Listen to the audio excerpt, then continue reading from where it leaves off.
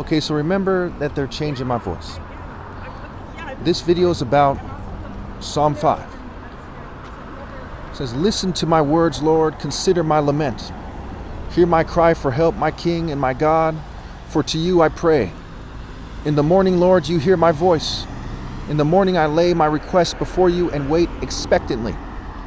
For you are not a God who is pleased with wickedness. With you, evil people are not welcome." It says, "For you are not a God who is pleased with wickedness. With you, evil people are not welcome." God does not embrace the wicked who merely believe in God and go to church. Okay? How much worse is their evil if they go to church and they haven't learned from their mistake? Because the one who much is given, much is expected. It goes on to say, "The arrogant cannot stand in your presence. You hate all who do wrong." So before I started reading these scriptures, I made sure I was right with God. In fact, I made sure I was right with God my whole life. Any mistakes I made were minor mistakes. And the Bible says, "Whoever leads the upright along the wrong path will fall into their own trap, but the blameless will receive a good inheritance."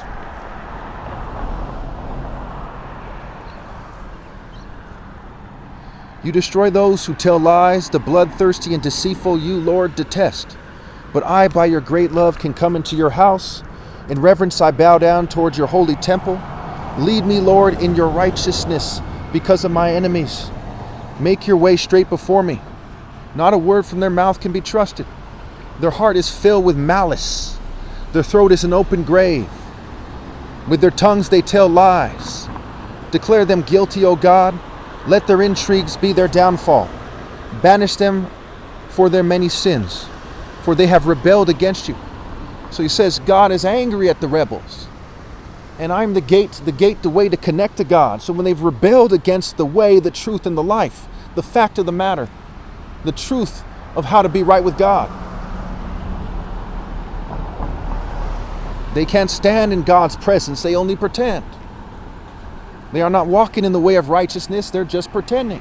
They're not led by God in righteousness. They are just pretending. And the pretending and the ending are connected. One has to actually worship God in spirit and in truth. In truth. So as you look at your life and you say, are you persecuted for righteousness' sake? Well, the truth of the matter is, the fact of the matter is, if you're not persecuted for righteousness' sake, then you're not right with God. God is God of those who are righteous enough to come into the divine order and obey God's righteous commands. So as we see their failure to obey God, we see that God is angry with them, and he says that they've rebelled against the principles of treating people fairly, the principles of truly loving people in reality, not theater arts, not propaganda, not psychology, but reality. But let all who take refuge in you be glad. Let them ever sing for joy. Spread your protection over them, that those who love your name may rejoice in you. Surely, Lord, you bless the righteous. You surround them with your favor as with a shield. So God's protection is the spiritual protection. It's not the protection of the military or of a gun or of a group of people. It's spiritual. And what is God protecting? That which matters most. Is he protecting your hair when you get a haircut? No. Is he protecting the skin that you shed? No. Is he protecting the tears that you shed? No. God is protecting your soul. The spirit is everything.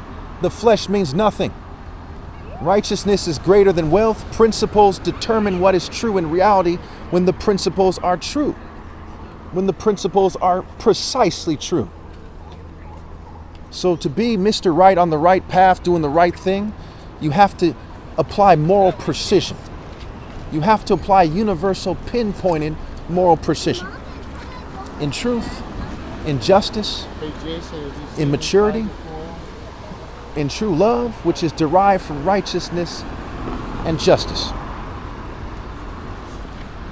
Okay, so in the next video, we're going to go over Matthew 23, verses 23 to like 33, but we're going to skip over some verses to help you understand what justice, mercy, and faithfulness are.